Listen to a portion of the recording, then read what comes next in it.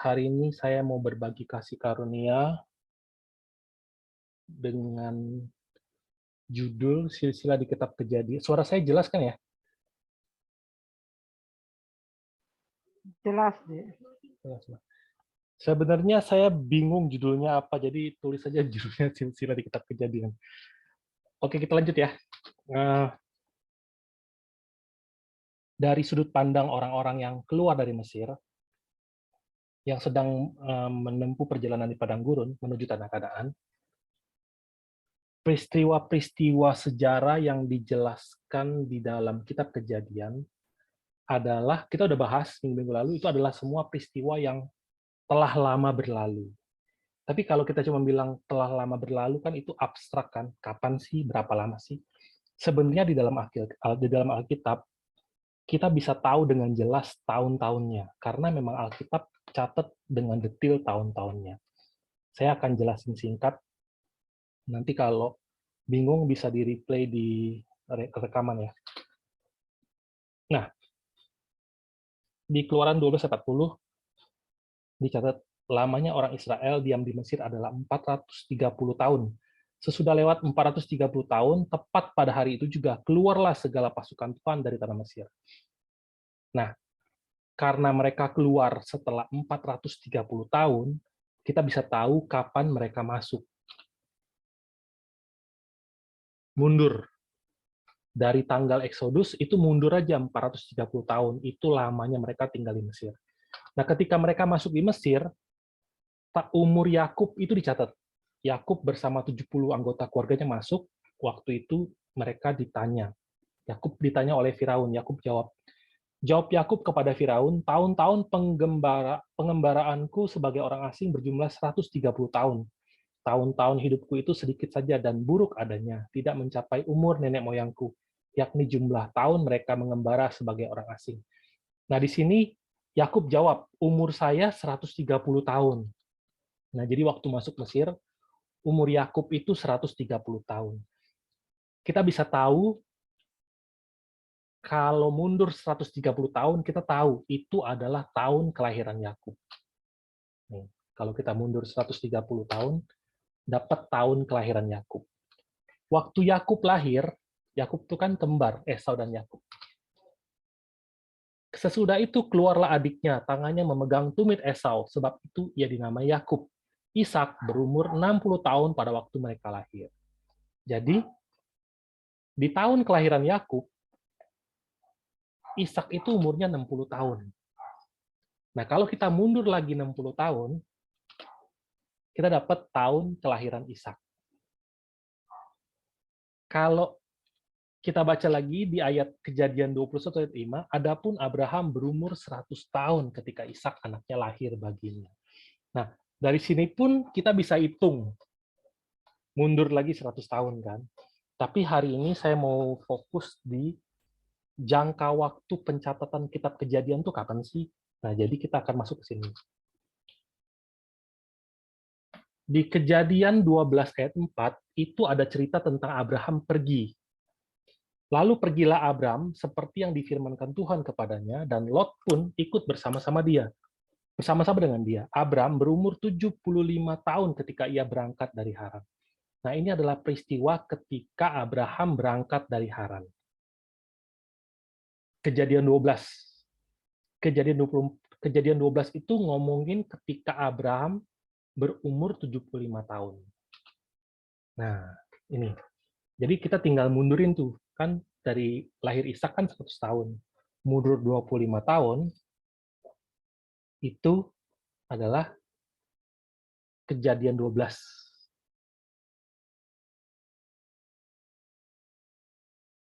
Itu Kejadian 12 ya. Sekarang kita akan lihat ayat terakhir dari kitab Kejadian.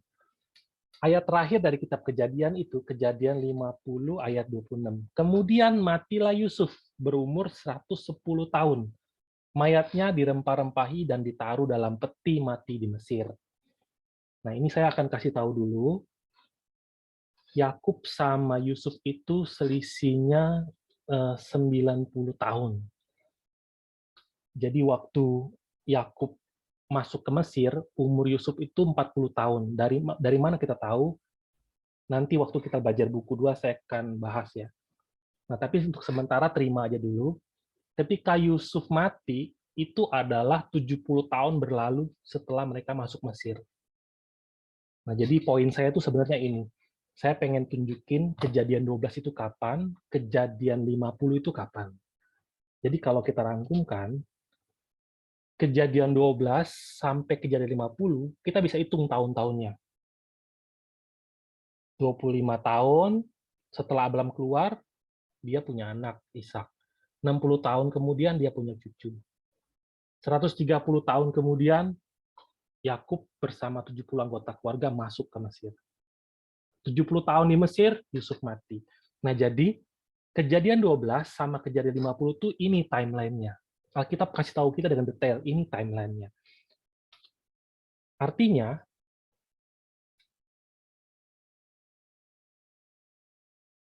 dari kejadian 12 sampai kejadian 50, jangka waktu itu 285 tahun.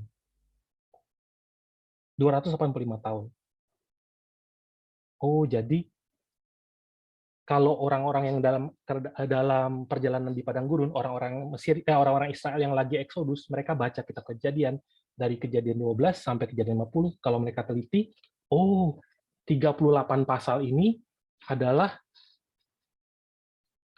38 pasal ini adalah cerita tentang 285 tahun. Itu yang pertama ya. Yang kedua, peristiwa kematian Yusuf yang dicatat di akhir kitab Kejadian itu adalah peristiwa yang terjadi 360 tahun yang lalu dari sudut pandang orang-orang yang eksodus. Ya, dari sudut pandang orang yang eksodus. Nah, sekarang itu kejadian 12. Kejadian 12 sampai kejadian 50, peristiwanya 285 tahun. Bagaimana dengan 11 pasal sebelumnya? Kalau kejadian 12 sampai kejadian 50 itu fokus pada kehidupan Abraham, dari Abraham terus mengalir sampai terbentuknya 12 anak Yakub ya. Kejadian 1 sampai 11 itu fokusnya ada pada penciptaan manusia dan kelahiran Abraham. Bahkan Alkitab pun catat tahun-tahunnya. Seperti ini. Coba kita lihat. Kejadian 5 ayat 1. Inilah daftar keturunan Adam pada waktu manusia itu diciptakan oleh Allah, dibuatnya dia menurut rupa Allah. Laki-laki dan perempuan diciptakannya mereka, ia memberkati mereka dan memberi nama manusia kepada mereka pada waktu mereka diciptakan. Setelah Adam hidup 130 tahun, ia memperanakkan seorang laki-laki menurut rupa dan gambarnya, lalu memberi nama Set kepadanya. Nah, kata daftar itu kurang tepat ya. Inilah daftar keturunan Adam. Kalau bahasa aslinya itu buku. Inilah buku. Buku keturunan. Atau kalau bahasa Ibraninya Toledot, yang terakhir kita belajar, Toledot, silsilah ya. Nah, dicatat seperti ini. Adam hidup 130 tahun, ia memperanakkan seorang anak laki-laki. Nah, jadi Adam, setelah dia hidup 130 tahun, saya bikinin gambarnya seperti ini. Set lahir. Terus kalau kita lihat ayat berikutnya, setelah Set hidup 105 tahun, dia memperanakkan Enos. Nah, jadi Set setelah hidup 105 tahun, dia punya Enos. Ya, jadi kalau dihitung dari Adam, itu 130 tambah 105. Cucunya tuh si Enos lahir setelah 235 tahun. Ini simpel, cuman begini doang kok. Dan kalau semua nama-nama di dalam silsilah dan tahun-tahunnya kita kumpulin, itu yang ditulis di tabel awal di buku sejarah penebusan yang buku 1 ini. Kalau teman-teman buka di tabel awal, itu ada tabel ini. Susunannya seperti ini. Kalau di tabel yang di buku itu lebih lengkap, karena itu sampai umur mereka hidup tuh kapan. Jadi bisa dilihat sampai kapan mereka hidupnya. Nah, hari ini saya cuma mau menunjukkan bahwa rentang waktu yang dicatat dalam Kejadian 5 itu sepanjang 1050 tahun. Ini Kejadian 5. Sama seperti itu, Kejadian 11 mencatat dari Nuh sampai Abram. itu sejarah 892 tahun. Kalau digabung, 1056 tahun, tambah 892 tahun, ditambah 75 tahun kan? 75 tahun. Waktu Abraham keluar itu kan umurnya 75 tahun. Jadi kalau ditambahin semua, dari kejadian awal cerita Adam, sampai sesaat sebelum Abraham keluar dari Haran, ini peristiwa sejarah 2023 tahun. 2023 tahun. Panjang loh ini. Nah, kalau kita kan sekarang lagi membahas dengan patokan sudut pandang orang-orang yang lagi eksodus ya. Nah, orang-orang Israel lagi eksodus ketika mereka lihat peristiwa ini, dan mereka hitung tahun-tahunnya, maka ketahuan bahwa, oh, seluruh kitab Kejadian ini adalah peristiwa yang sudah berlalu selama 2668 tahun yang lalu. 2668 tahun yang lalu. Ini kan yang pertemuan pertama saya bahas. Kenapa sih catat sejarah sampai ribuan tahun? Nah, kalau dengan teliti kita bandingkan, Kejadian 1 sampai Kejadian 11, itu 11 pasal. Tapi ada sejarah selama 2023 tahun. Sedangkan Kejadian 12 sampai Kejadian 50, kejadian yang paling terakhir, itu 39 pasal. Tapi itu cuma sejarah 285 tahun. Nah, kalau dengan meneliti ini saja, maka akan sadar pertama, nggak mungkin mencatat semua peristiwa yang terjadi dalam 285 tahun dalam 39 pasal. Nggak mungkin. Ini berarti pemadatan. Banyak sekali peristiwa dalam kehidupan Abraham, Ishak, Yakub, maupun Yusuf itu yang nggak dicatat. Artinya kejadian 12 sampai kejadian 50 itu hanya peristiwa-peristiwa yang penting saja yang dicatat. Dan pasti ada tujuannya. Nah, lebih daripada itu, sejarah 2023 tahun dipadatkan dalam 11 pasal. Artinya apa? Lebih banyak lagi peristiwa. 7 kali sampai 8 kali lipat kan jangka waktunya. Tapi jumlah pasalnya sepertiga. Berarti masih banyak sekali peristiwa-peristiwa yang lebih banyak lagi dipadatin. Sepadat-padatnya. Artinya, 11 pasal ini, kata demi kata yang ditulis itu nggak asal-asalan. Nggak ada kata yang iseng-iseng ditambahkan, atau nggak ada kata-kata yang, oh kebetulan ada kata itu, nggak. Karena sejarahnya begitu banyak, dan yang dipilih yang harus masuk, kata-kata yang dicatat di Kejadian 1-11 itu benar-benar penting. Nah, kalau kita memperhatiin semua ini, kita rangkumin semua yang kita bahas hari ini, kita bisa lihat struktur buku Kejadian itu jadi seperti ini. Jadi simpel seperti ini. Nah, jadi ada silsilah langit dan bumi di Kejadian 1, kemudian mencatat beberapa peristiwa kayak penciptaan manusia, kejatuhan manusia, Kejadian 4 itu tentang Kain, kemudian Kejadian 5, silsilah. Silsilah Adam sampai Nuh. Kemudian setelah itu apa? Ada peristiwa zaman Nuh membangun bahtera, peristiwa air bah, peristiwa Nuh keluar, silsilah keturunan Nuh, sampai terjadi Menara Babel. Kan? Terus habis itu apa? Ditulis silsilah lagi. Antara Sem sampai Abraham. Kemudian baru peristiwa-peristiwa yang di bagian ketiga, yang tentang Abraham, Ishak, Yakub, dan Yusuf. Nah, jadi kalau kita lihat struktur pencatatan kitab Kejadian itu cuma seperti ini nih, simpelnya seperti ini. Nah, karena kita tahu peristiwa bagian pertama, peristiwa bagian kedua, dan peristiwa bagian ketiga itu semua adalah pemadatan kan ini. Ada beberapa cerita yang dipadatin. Maka untuk menyambungkan peristiwa pertama dan peristiwa kedua, ini kan nggak nyambung nih, zaman Nuh, terus zaman Kain itu kan nggak nyambung. Untuk nyambungin peristiwa pertama dan peristiwa kedua, ditaruhlah silsilah. Dipakai silsilah. Dan silsilah ini, kita tahu tadi apa? Juga pemadatan. Jadi seluruh kitab Kejadian tuh silsilahnya pemadatan, ceritanya pemadatan, dan semuanya pemadatan. Nah, mengenai peristiwa pertama itu kalau mau kita rangkumkan, itu adalah tentang bagaimana dosa itu masuk. Bagaimana dosa itu masuk.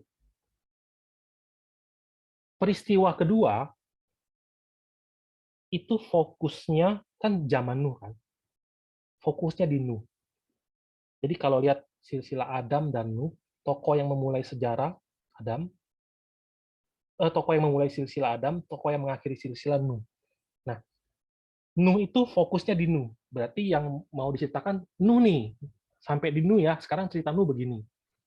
Nah, seperti itu jadi di pemadatan yang ketiga, fokusnya itu ada pada Abraham. Karena lompat dari zaman Nuh ke zaman Abraham. Nah, jadi kalau peristiwa pertama itu tentang dosa nih ya, tentang dosa masuk, peristiwa kedua dan peristiwa ketiga adalah bagaimana Allah terus bekerja, terus menjalankan pekerjaan untuk menyelamatkan manusia. Pertama lewat siapa? Lewat Nuh. Kemudian lewat siapa? Lewat Abraham. Penting. Nah, jadi dari kejadian 1 sampai kejadian 11, itu sebenarnya sudah ngajarin kita gambaran besar Alkitab tuh isinya apa sih? Sama seperti Babel hancur, dan kemudian Abraham itu keluar, Allah panggil dia keluar. Nah, sama seperti itu di kitab Wahyu apa? Babel besar tuh hancur, dan umat-umat kudus tuh keluar. Jadi semua yang ingin dicapai oleh Alkitab sebenarnya tuh udah dideskripsikan di kitab Kejadian ini. Rancangan besarnya sudah ada di sini. Nah, jadi kalau teman-teman ingat pembahasan pertama kita, kenapa sih bentangkan sejarah bagi orang-orang yang Eksodus sampai ribuan tahun? Karena banyak rahasia di sini. Rahasia besar, harta yang berharga. Nah, untuk mengerti rahasia-rahasia ini, kita perlu kuncinya. Kalau nggak dapat kuncinya, nggak akan bisa tahu. Ini hanya jadi sejarah masa lalu saja.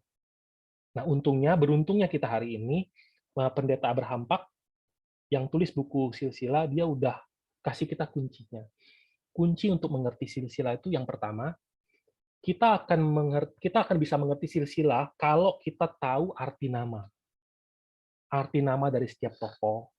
Kemudian yang kedua kuncinya adalah tahun-tahun kelahiran. Tahun-tahun kelahiran mereka, usia-usia penting mereka, misalnya ya, kapan mereka melakukan sesuatu, atau sampai kapan mereka melakukan sesuatu. Itu penting. Kita contohnya tadi kan, waktu kita lihat di awal, kita udah buktikan tuh, dari tahun-tahunnya kita udah tahu tuh, semua kita kejadian tuh kita tahu timelinenya kapan. Nah, kemudian kunci yang ketiga tuh kita harus tahu bahwa setiap tokoh antara generasi pendahulu sama generasi yang berikutnya, mereka tuh hidup bersama-sama. Ada hubungan. Terjadi hubungan antar mereka. Kemudian yang keempat, penjelasan-penjelasan tambahan yang terdapat di dalam silsilah. Kalau teman-teman perhatiin penulisan silsilah, struktur penulisan silsilah itu sebenarnya sederhana.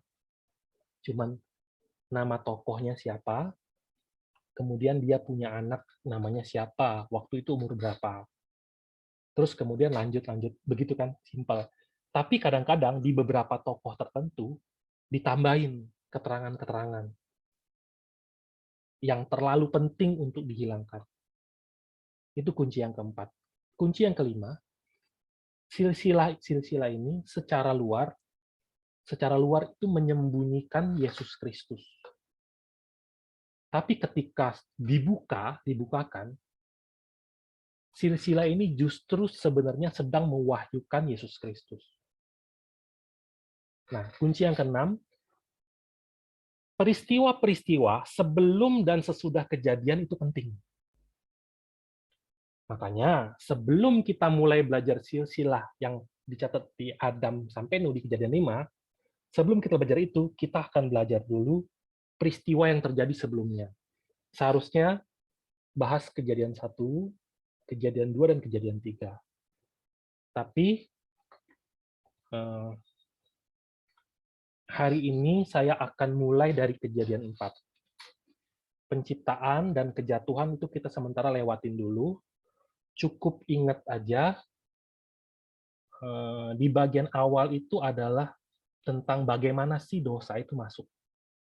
Bagaimana dosa itu bisa masuk. Nah, jadi hari ini kita akan lanjut tentang Kain. Kain ya.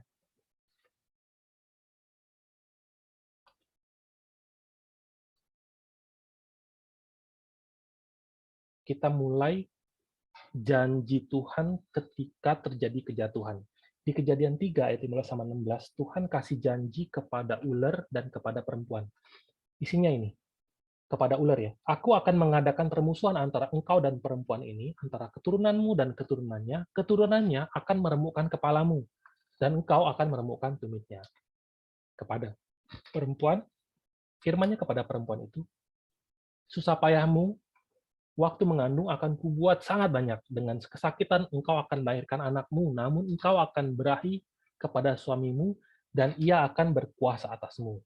Ini janji di Taman Eden, diberikan di Taman Eden. Kemudian setelah ini mereka diusir. Setelah diusir, Tuhan kasihin pakaian kulit binatang, kejadian 3 berakhir. Masuk ke kejadian 4. Kejadian 4 itu cerita apa? Kejadian 4 isinya pertama begini. Kemudian manusia itu bersetubuh dengan Hawa istrinya dan mengandunglah perempuan itu, lalu melahirkan Kain. Maka kata perempuan itu, aku telah mendapat seorang anak laki-laki dengan pertolongan Tuhan. Arti dari nama Kain sendiri itu telah mendapatkan. Kenapa dia dinamai telah mendapatkan? Karena dengan iman, Hawa berkata, aku telah mendapatkan. Bahkan bukan sembarangan mendapatkan, atau bukan kebetulan mendapatkan, tapi mendapatkan dengan pertolongan Tuhan. Apa yang dia dapat? Kalau kita kaitkan dengan janji Tuhan, Tuhan janjikan keturunan yang akan meremukkan kepala ular. Meskipun begitu, akan kesakitan, susah payah. Dan Hawa benar-benar ngalamin itu. Dia susah payah melahirkan, dan lahir Kain ini. Lahir anak ini. Lahir seorang anak. Hawa langsung pikir apa? Ini benar-benar sesuai dengan janji Tuhan. Benar-benar janji Tuhan itu genap. Aku telah mendapatkan sesuai dengan apa yang Tuhan janjikan. Makanya Hawa namain Kain. Jadi nama Kain itu menampakkan iman Hawa. Menampakkan pengharapan Hawa. Atas apa? Atas penggenapan keturunan janji. Maka mulai saat itu Kain dididik dalam iman oleh orang tuanya. Kita tahu dari mana? Kalau kita baca di Kejadian 4 ayat 3, dicatat tentang hal memberikan persembahan. Hal memberikan persembahan pada Tuhan. Ini adalah wujud ibadah di zaman itu ya. Setelah beberapa waktu lamanya, maka Kain mempersembahkan sebagian dari hasil tanah itu kepada Tuhan sebagai korban persembahan. Nah, ketika bahas Kain, banyak orang mengira, terutama saya dulu ya, Kain ini cerita tentang orang jahat. Saya dulu taunya gitu, Kain ini cerita tentang orang jahat, tentang orang kafir, atau orang yang tidak percaya Allah. Padahal Kain ini cerita apa sih? Kain ini cerita tentang orang percaya. Kalau dibahasakan dengan bahasa kita hari ini, Kain ini cerita tentang orang Kristen. Bahkan bukan sembarangan orang Kristen. Bukan orang Kristen biasa. Kenapa bukan orang Kristen biasa? Karena yang ngajarin dia tentang Tuhan, itu bukan orang biasa, tetapi Adam dan Hawa. Siapa mereka? Saksi hidup dunia di Taman Eden. Dunia sebelum kejatuhan. Kira-kira apa yang akan dibahas oleh Adam dan Hawa kepada anaknya ini? Oh, dulu Tuhan menempatkan kami di Taman Eden. Tuhan kasih perintah dengan tegas. pelihara dan usahakan taman ini. Terus nggak boleh makan buah pengetahuan baik dan jahat.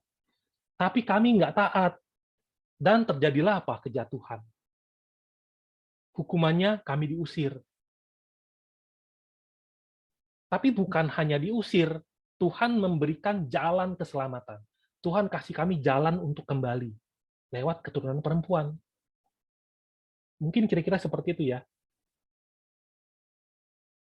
Nah, kemudian kalau kita lihat kehidupan iman Kain, Kain adalah orang yang beribadah langsung kepada Allah. Bercakap-cakap dengan langsung kepada Allah dengan langsung ya. Kain menerima bimbingan iman langsung dari Adam. Nah, kenapa Kain yang seperti demikian menjadi seorang pembunuh? Kain ini punya adik namanya Habel. Di ayat 2 kan. Selanjutnya dilahirkannya Habel, adik Kain, dan Habel menjadi gembala kambing domba, Kain menjadi petani. Nah,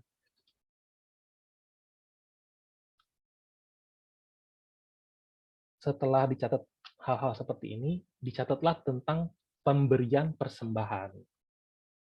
Inilah awal mula terjadinya konflik.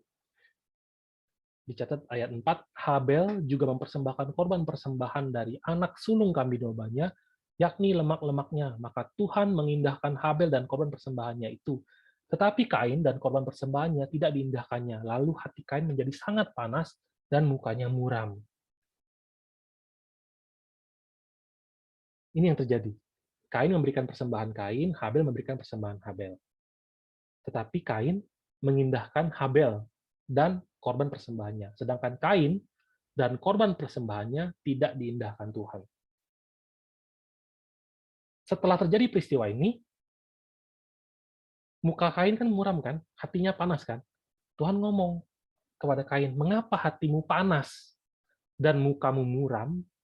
Apakah mukamu tidak akan berseri jika engkau berbuat baik?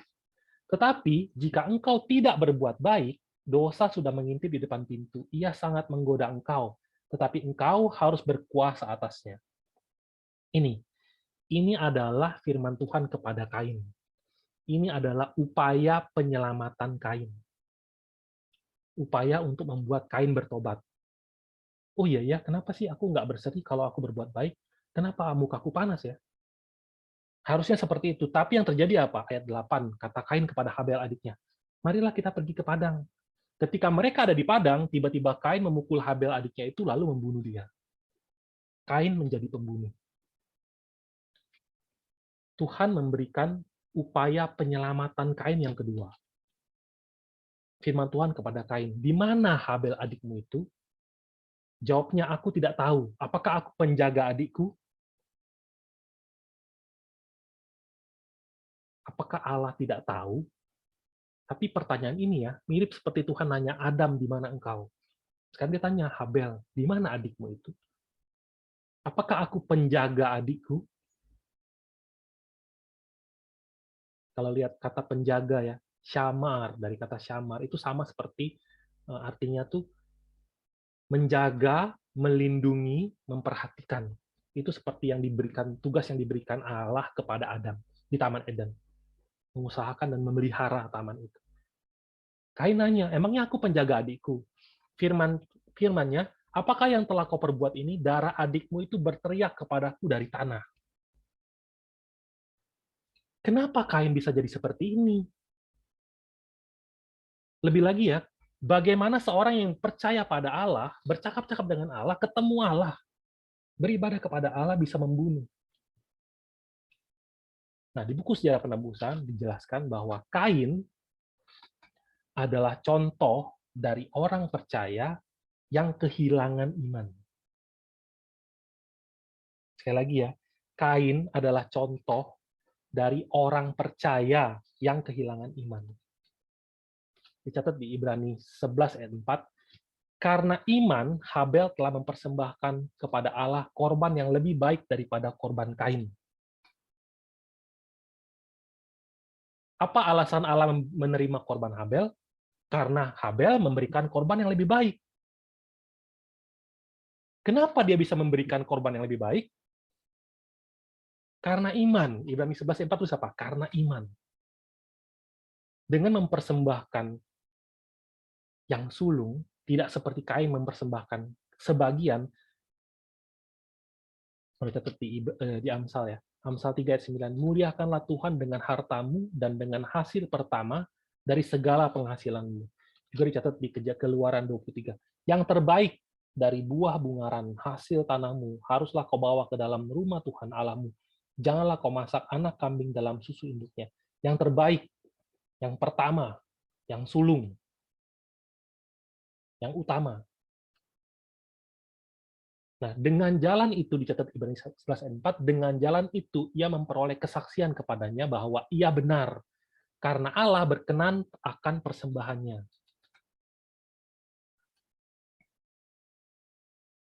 Itu perbedaannya ya. Sementara Habel mempersembahkan dengan iman, Kain mempersembahkan tanpa iman. Itu adalah contoh dari orang percaya yang kehilangan iman. Kenapa dia tidak memberikan yang terbaik? Karena dia tidak beriman. Simple. Mau dibalut pakai alasan apapun, itu kenyataannya. Berikutnya, Kain adalah contoh dari orang percaya yang melewatkan kesempatan pertobatan. Tuhan kasih dia kesempatan bertobat 2 kali. Nanti minggu depan ada 1 kali lagi Tuhan kasih dia kesempatan bertobat. Tapi kita nggak bahas dulu. Tuhan udah kasih dia kesempatan 2 kali. Tapi dia lewatkan kesempatan itu. Berikutnya, akhirnya tokoh Kain itu menjadi model dari orang percaya yang kemudian menjadi milik si jahat. Nah, Kain itu kan anak yang lahir dari pertolongan Allah, seorang beriman, beribadah atas didikan iman orang tuanya. Dicatat di 1 Yohanes 3:12, bukan seperti Kain yang berasal dari si jahat dan yang membunuh adiknya. Dan apakah sebabnya ia membunuhnya? Sebab segala perbuatannya jahat dan perbuatan adiknya benar. Jadi Kain, seluruh perbuatannya jahat, sedangkan Habel perbuatannya benar. Kenapa? Karena dia berasal dari si jahat.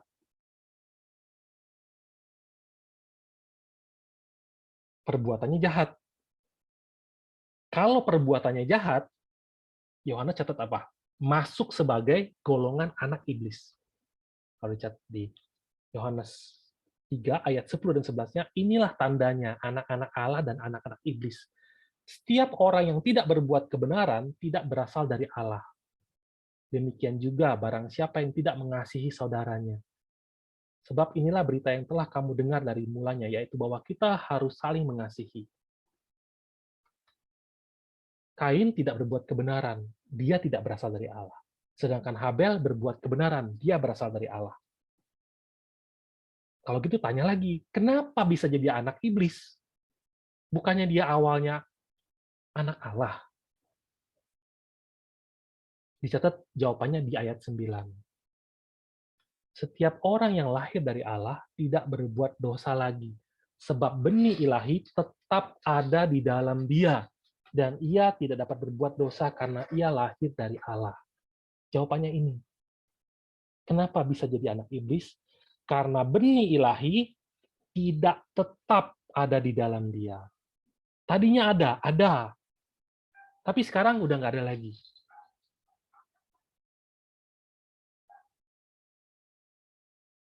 Maka apakah mau membinasakan Kainnya? Yang mau dibinasakan itu perbuatan-perbuatan jahat. Dicatat di 1 Yohanes 3 ayat 8. Barang siapa yang tetap berbuat dosa berasal dari iblis.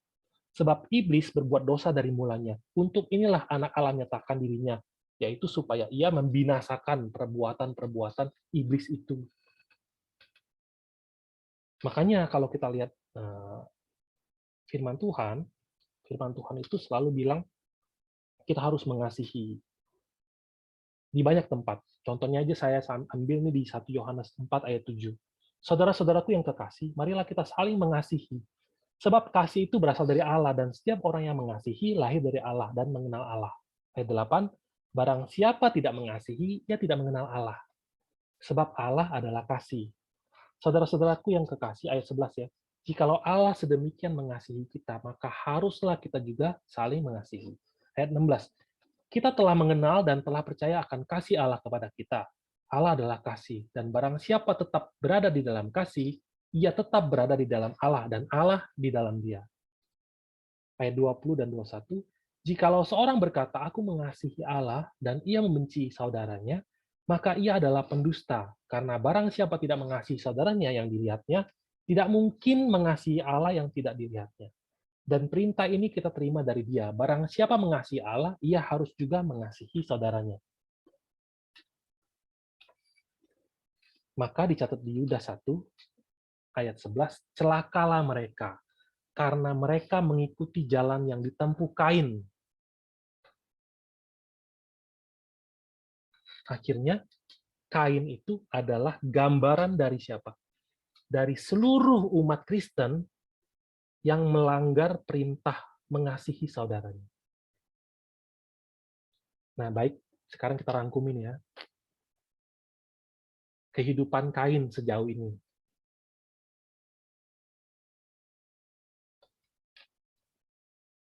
Dia lahir, ini yang dicatat ya, kemudian mempersembahkan korban, kemudian persembahannya ditolak, kemudian hatinya menjadi panas kan, terus Tuhan kasih peringatan. Tapi kemudian dia membunuh. Ini yang tadi kita bahas. Pertanyaannya sekarang, kapan iblis menaruh benihnya pada Kain? Ini penting. Kan tadi dari tadi kita bahas Kain kehilangan iman, Kain menjadi milik si jahat. Kenapa? Pertanyaannya, kapan iblis taruh benih yang jahat itu kepada Kain? Apakah sesaat sebelum dia membunuh adiknya?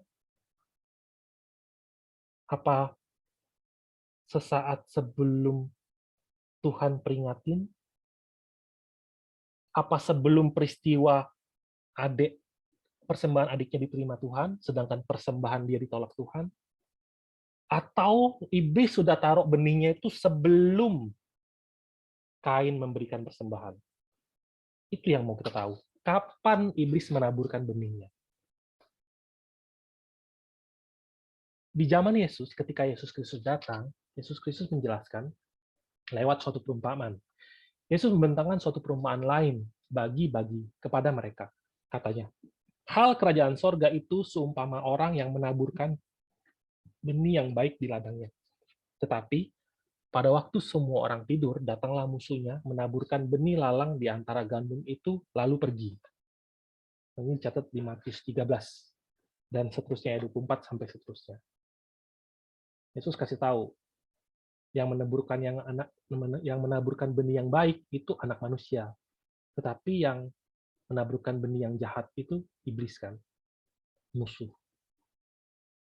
Nah, lewat penjelasan Yesus,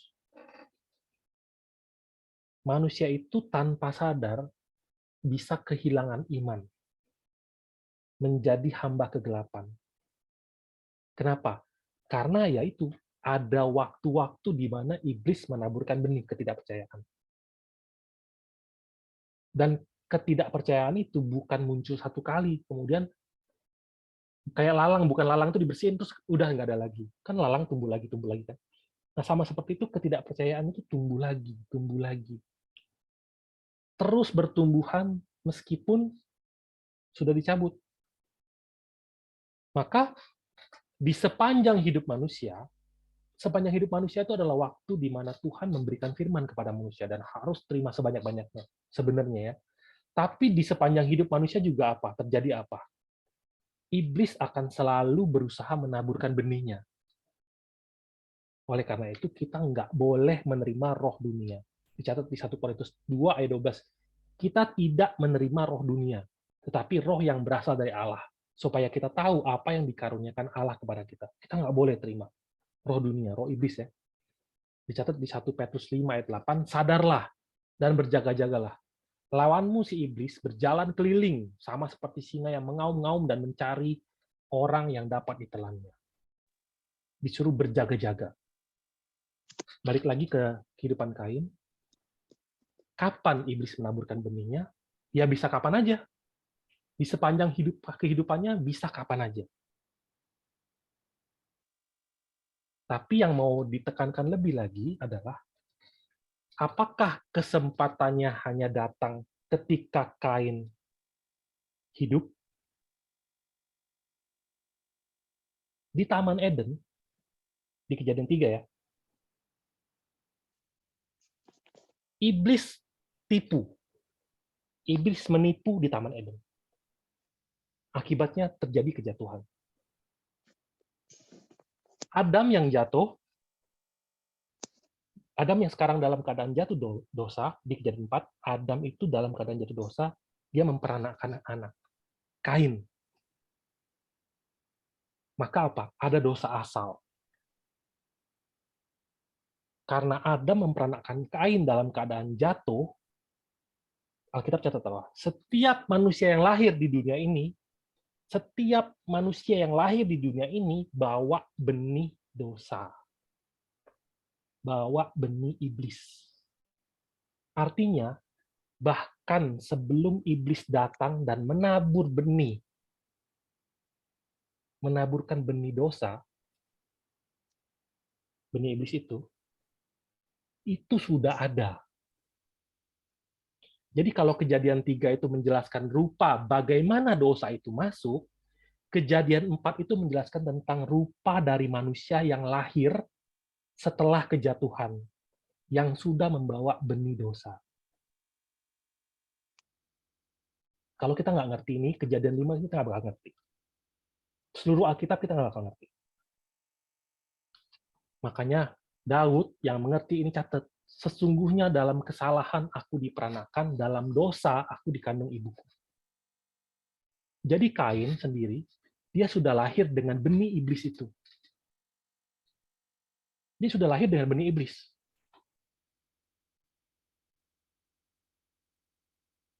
Nah, bagaimana caranya Allah menyelamatkannya? Allah kasih firman. Lewat siapa? Lewat papanya, Adam, dan ibunya Hawa. Allah sedang berikan benih Allah. Bahkan Allah berfirman langsung kan kepada Kain. Jadi Kain, di dalam dirinya sudah ada benih iblis, dan sekarang dia terima benih firman. Tapi Kain lebih memilih benih iblis. Nah, jadi lewat peristiwa Kain ini yang mau dicatat apa? Yang mau diajarkan apa? Manusia, siapapun dia, tidak ada seorang pun yang benar. Kalau Roma 3 ayat 10, nggak ada seorang pun yang benar. Seorang pun tidak.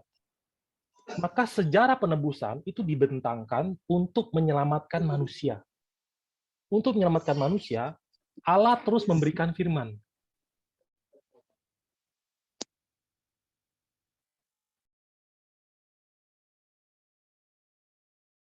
Allah terus-menerus memberikan firman.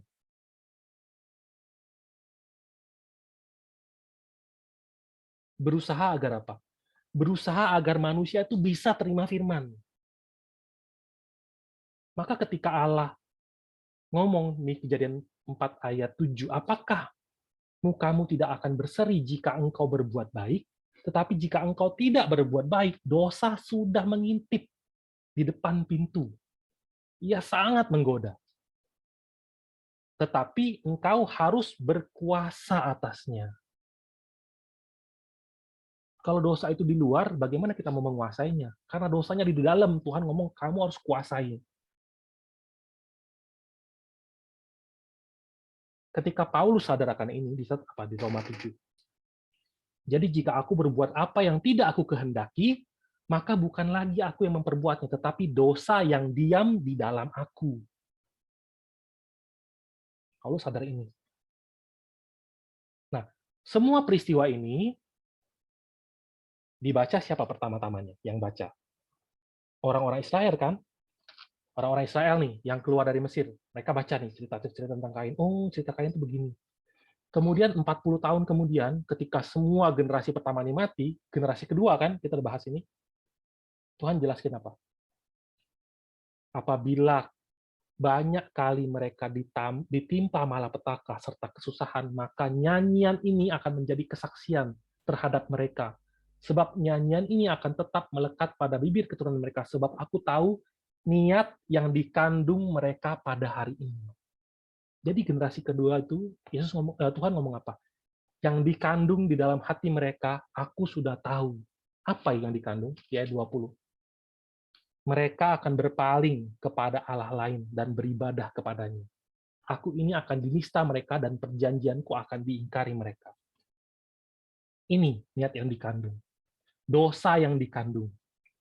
Meskipun mereka generasi yang lahir di padang gurun, besar di padang gurun, di dalamnya ada dosa. Akhirnya cerita-cerita tentang Kain itu jadi peringatan keras bagi orang-orang yang keluar dari Mesir. Dan bagi kita pun hari ini yang mempelajarinya, itu pun jadi peringatan buat kita. Pertanyaannya buat kita hari ini, apakah iblis belum menabur benih dalam diri kita? Atau apakah kita lahir tanpa benih iblis itu?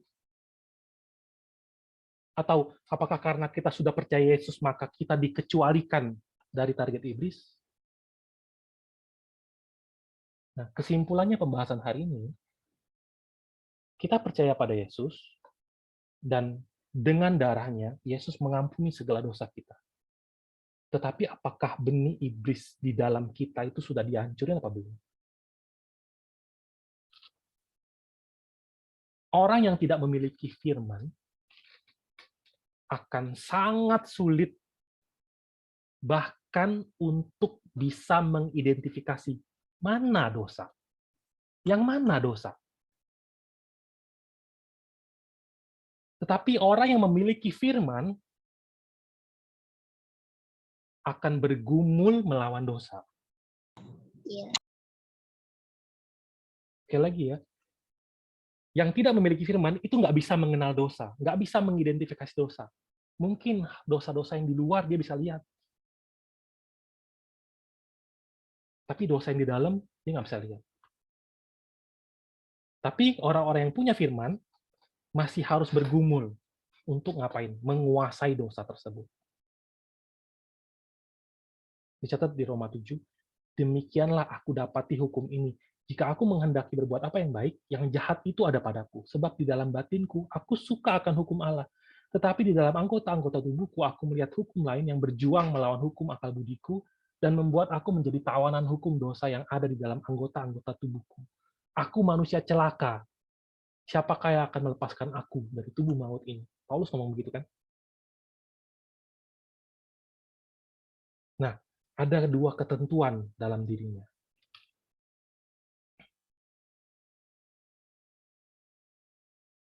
Ketentuan Allah, ketentuan dosa. Cerita Kain itu adalah contoh yang menjelaskan bahwa dosa bekerja dengan sangat kuat di dalam diri orang-orang yang tidak dapat menguasai dosa dengan menggunakan firman Tuhan. Nggak ada jalan lain menguasai dosa. Tanpa firman nggak akan bisa. Jadi Kain itu contoh apa? Orang yang punya benih iblis, tapi juga aja punya firman. Tapi dia nggak bisa menguasai dengan firman itu. Jadi gambaran terhadap umat Allah yang nggak bisa menguasai dosa dengan firman. Apakah menguasai dosa ini gampang? Kalau kita baca di Roma 8, sebab mereka yang hidup menurut daging memikirkan hal-hal yang dari daging. Mereka yang hidup menurut roh memikirkan hal-hal yang dari roh. Karena keinginan daging adalah maut, tetapi keinginan roh adalah hidup dan damai sejahtera. Sebab keinginan daging adalah perseteruan terhadap Allah karena ia tidak takluk kepada hukum Allah. Hal ini memang tidak mungkin baginya. Mereka yang hidup dalam daging tidak mungkin berkenan kepada Allah. Tetapi kamu tidak hidup dalam daging, melainkan dalam roh. Jika memang roh Allah diam di dalam kamu, tetapi jika orang tidak memiliki roh Kristus, ia bukan milik Kristus. Tetapi jika Kristus ada di dalam kamu, maka tubuh memang mati karena dosa, tetapi roh adalah kehidupan oleh karena kebenaran.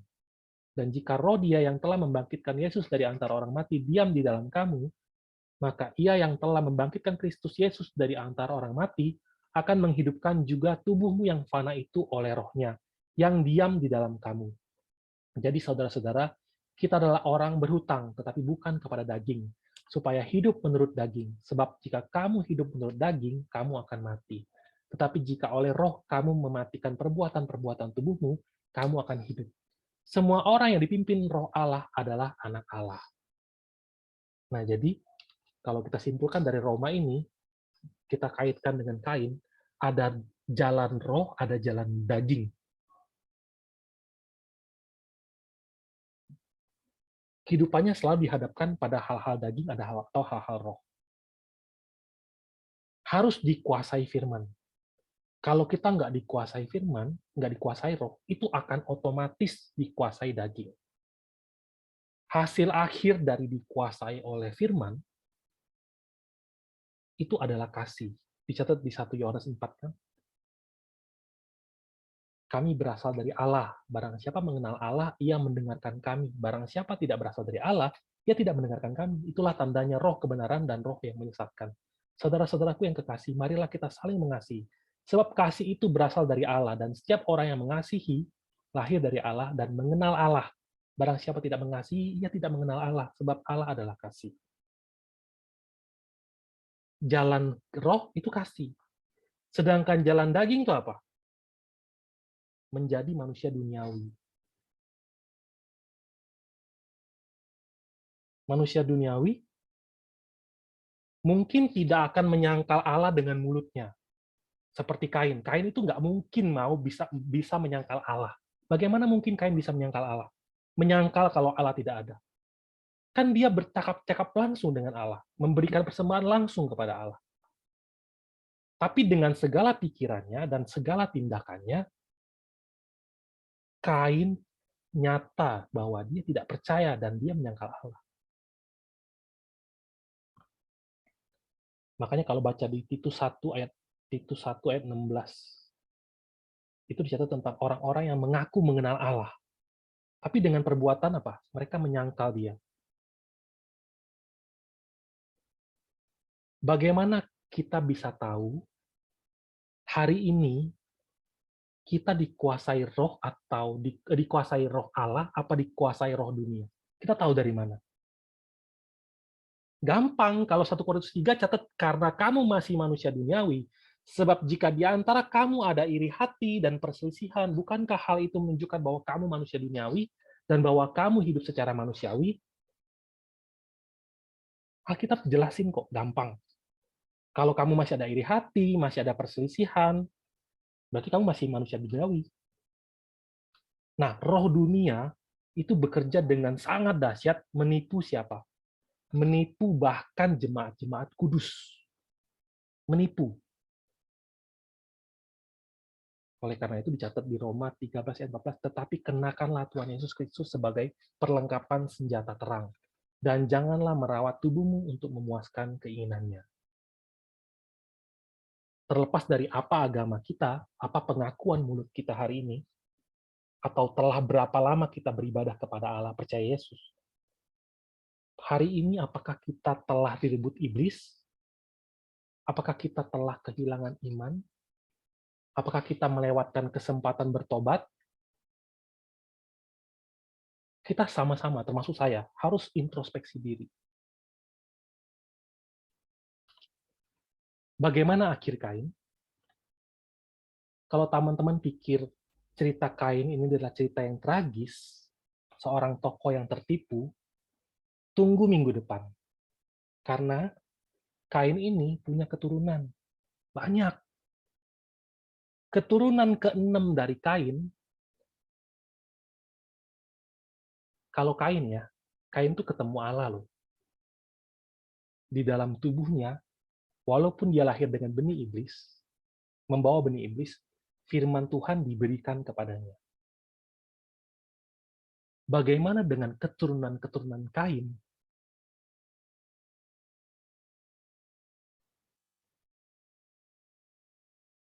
Nanti kita akan lihat betapa tragisnya kejatuhan manusia. Jadi kejadian 3 dan kejadian 4, kalau kejadian 3 itu ngomong bagaimana dosa itu masuk, kejadian 4 itu ngomong dengan bagaimana Kain, seorang tokoh yang meninggalkan Allah, akhirnya itu seperti apa? Komunitas yang terjadi seperti apa? Itu sangat tragis. Dan kalau kita tidak berjaga-jaga, maka bisa seperti Kain pun itu sudah bagus. Nah, sampai di sini pembahasan kita. Nanti minggu depan akan jelasin lagi tentang kelanjutan dari Kain, sehingga nanti kita bisa lanjut kenapa sih diberikan silsilah dari Adam sampai Nuh. Ada pertanyaan nggak sampai sini?